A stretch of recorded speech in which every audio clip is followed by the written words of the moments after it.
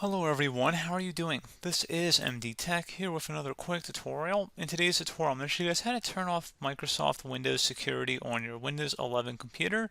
So this should be a pretty straightforward process, guys, and without further ado, let's go ahead and jump right into it.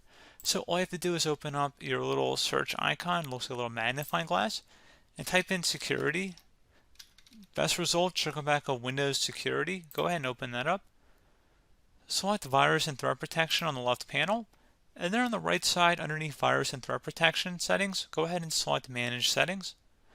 Real-time protection, you can go turn that off by toggling it to the off position, and select yes if you receive a user account control prompt.